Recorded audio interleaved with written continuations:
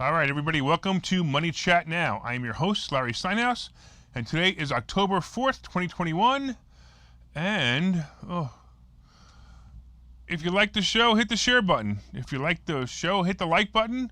And if you're on Facebook, you can't see us today because Facebook doesn't work today. But if you happen to see the show later on today, like the Money Chat Now page, and hey, just so you know, Money Chat Now is brought to you by Investor Schooling, and you can attend a complimentary class this Thursday night by going to investorschooling.com. You will learn about real estate investing, you will learn about stock options trading, and you will learn about it from those who do it every day. So today, we're going to be talking about the market update, and yeah, it was terrible, but it wasn't that bad. We're going to be talking about Facebook troubles. Who? Facebook? Who? You ever hear of those guys? I know if you go to facebook.com, it sounds like you never did hear of them. We're going to talk about airline stocks. We're going to be talking about the Evergrande change, J&J's booster shot, and then we'll be talking about the wrap-up show and see what we can do and talk about what's going to come next. All right, let's get right into it, and let's talk about what's going on today. The Dow and the S&P and the NASDAQ, well, it was a rough day in the market today. And look, I'm going to tell you right now, I'm beginning to see some serious signs of weaknesses in the continuing growth of the stock market.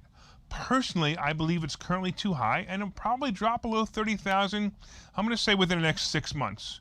Between the Biden effect, no real catalyst coming up, except for really this earnings report, and the simple fact that trees don't grow to the sky, the market seriously cannot go up much higher unless some kind of catalyst brings it. So I'm actually seeing we're at the end, most likely the end of the highs. Just so you know, today, at one point, the Dow shredded over 500 points, and it ended, not bad, not good, of course. It ended down only 323. The S&P ended down 56, but the NASDAQ was trashed again, down almost 312 points. Ugh, that's really bad. It was almost as low as 400 points at one point, so it's kind of rough. Look, guys, I'm telling you now, something not good is going to happen. But at the same time, it happened slow enough that I think you can make some money. So, of course, leading the fall in NASDAQ was Facebook, and they're in big trouble. So, I'm telling you right now, Facebook just can't get a break. It's amazing. Everyone's beginning to hate them. Everyone is beginning to. I don't think there's anyone left who doesn't hate them. I think that's really what it's come down to. We've been discussing the Wall Street Journal series called The Facebook Files, and just as it got boring, a new development was brought to our attention. Speaking of attention, a former employee of Facebook, Frances Haugen, is cited as the whistleblower for the information that the Wall Street Journal has been writing about. She's a former product manager who was hired to help prevent voter fraud. Voter fraud, that's what she was hired for. Oh, yeah. See, the reason Facebook's down is because let me tell you what it's all about. Facebook, do you really think that you are the tell-all, be-all of voter fraud? No, you're not. The real culprits are the Democrat Party. They just use you as a tool to help them fool the people. So Facebook, you don't have to get that much of an ego. It wasn't you who did it. It was the Democrats who realized that they can use you. Anyway, in the Wall Street Journal series, she discussed the fact that she was surprised by what she found. The journal series, based on part in the documents she gathered, as well as interviews with current and former employees, describes how the employees' rules favor elites, how its algorithms foster discord, and how drug cartels and human traffickers use its services openly.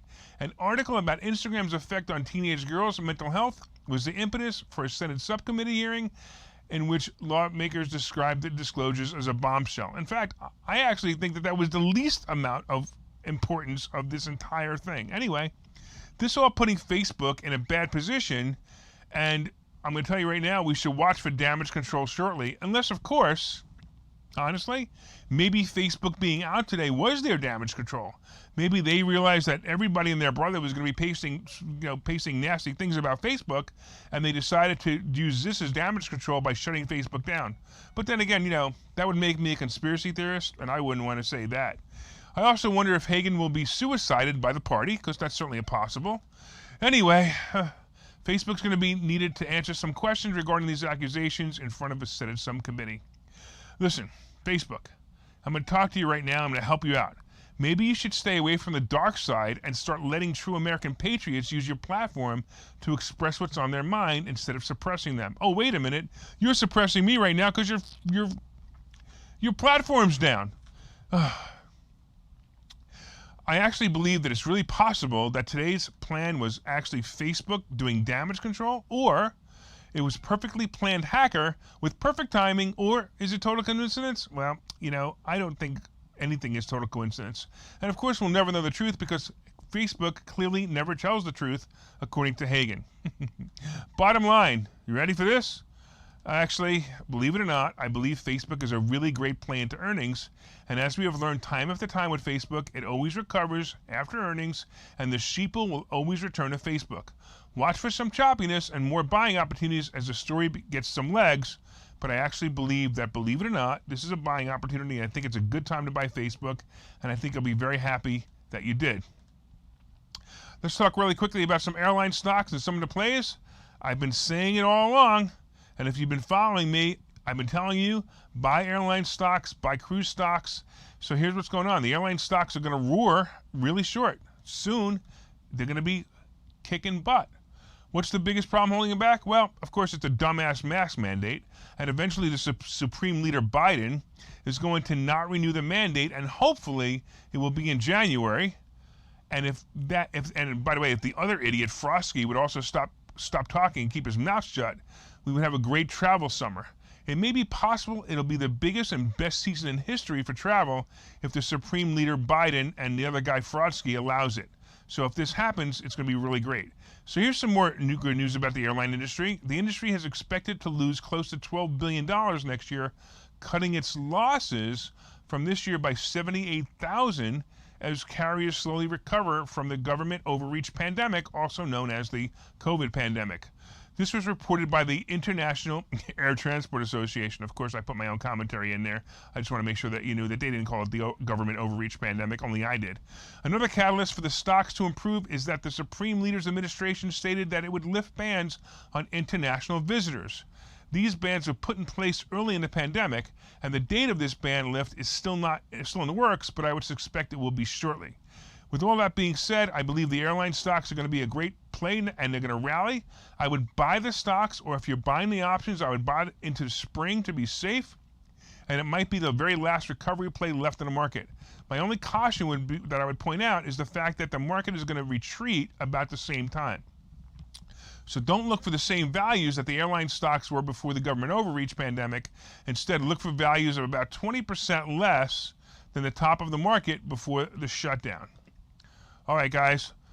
By the way, real quick, Barclays also turned bullish on airline stocks in a report today. They believe Southwest can soar by 38%. Barclays raised its price target on Southwest Airlines to 75 from 64, and the new target again is 38% above where the stock closed Friday. I like Southwest. I like AAL. I like Delta Airlines as well, and of course I like the cruise stocks. All right, let's take a quick break, and we'll be back. Maybe by then Facebook will be back on.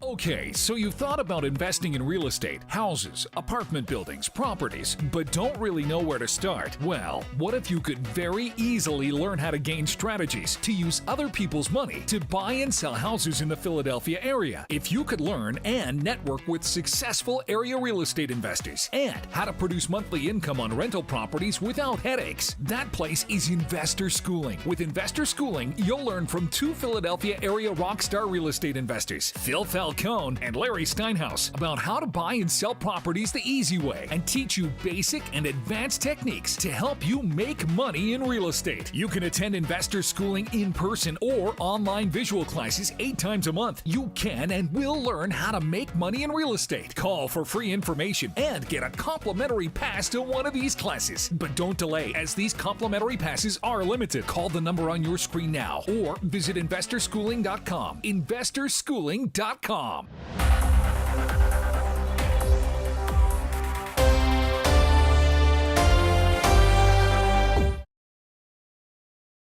Money Chat Now. I am your host, Larry Steinhouse. And is there anybody there? Hello? Is there anybody out there? Is there anybody listening? Is there anybody watching? Facebook is down today, and we go to 20 different Facebook channels. I don't think anybody's watching this show. But you know what? You're going to miss it because it's a really good show, so I'm hoping you're watching it. So far we've been discussing the fact that the market update, we've been talking about Facebook troubles. Hey, did I mention that already? We've also been talking about airline stocks and what a great play they're going to be. And of course, now coming up, we're going to talk a little bit about Evergrande. And we're going to talk about what else is going on in the world. So let's go right over into Evergrande and let's talk about them. So Evergrande is an indebted developer, is set to sell part of its stake in its property services suite. The second asset sale in as many as weeks in the liquidity squeezed property giant scrambles as the liquidity squeezed property giant scrambles to raise cash. So trading in shares of Evergrande and Evergrande Property Services was halted Monday morning in a filing with the Hong Kong Exchange. By the way, Evergrande said it requested the trading halt ahead of its announcement about a major transaction. So what they were basically doing was they're saying, hey, listen, our stock's going to go crazy right now, up or down, most likely up.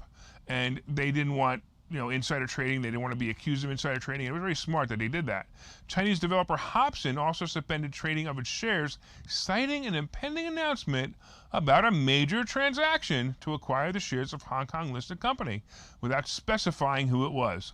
I wonder who it could be if they both use the same words, major transaction, and both halted their trading. Amazing, right? So Chinese state media Global Times reported all this, and they cited unnamed media reports that Evergrande will sell about 51% of its property services to Hobson for more than $5 billion.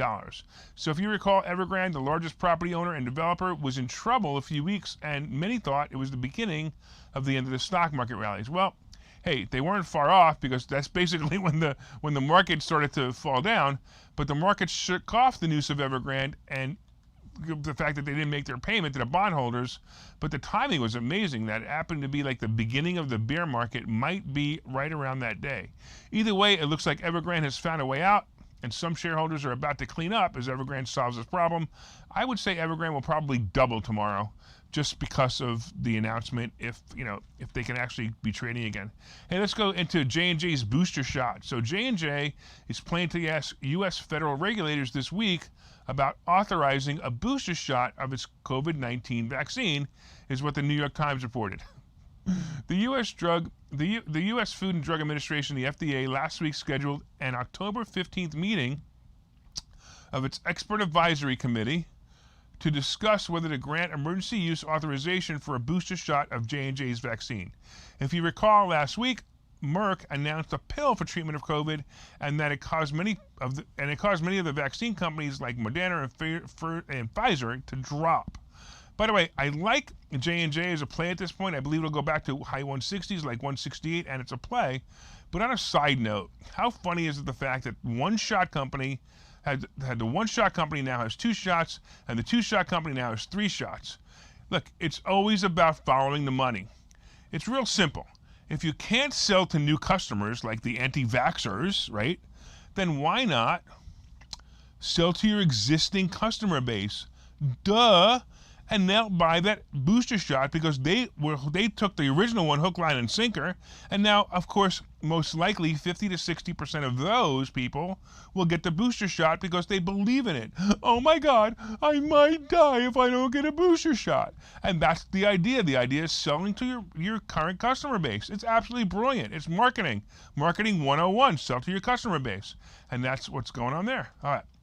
So let's take another quick break right now, and I'll come back and we'll talk to you more about whatever it is I want to talk to you about, because so far Facebook is making me laugh that they're still out, and Facebook is in big trouble, but it's a great play. We'll talk about that in a minute.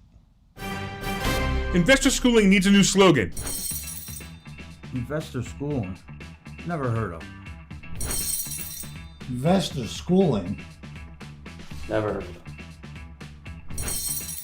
Investor Schooling? Never heard of them. Any suggestions? Phil?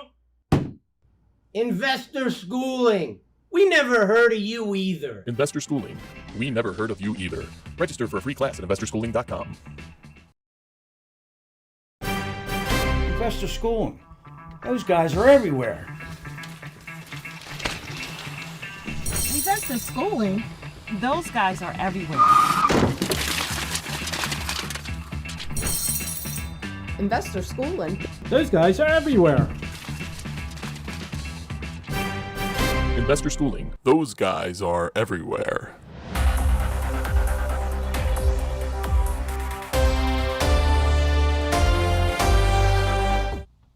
Investor Schooling. Those guys are everywhere, except, of course, on Facebook today, because Facebook isn't everywhere today. Hey, think about that. Facebook is down. Just think about this, right? Think about the fact that if Facebook could go down, does that mean that the entire internet could go down? I believe it actually means the entire internet can go down one day. If Facebook is as large as it can, as large as it is, I mean, I'm not talking about Facebook being out like, a couple of people here and there, a couple of areas. I mean, it's down. It's completely off. I still think it was a revenge thing that Facebook just shut themselves down so they didn't have to see all the people posting about how bad and how stupid they are. But it's pretty interesting that they are down.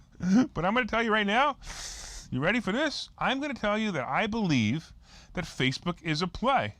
And if you've been watching the show so far, you know that, again, we've been talking about the Facebook. We've been talking about some other great stocks, some other great plays. I believe J&J is a great play. I also believe Apple's a great play. I actually think Apple is the best play of everything out there right now because it's the options. By the way, the options are cheap on Apple, so I like Apple. I think Apple's going to do well. I think Apple isn't dependent on all of the other problems that everything else is dependent on.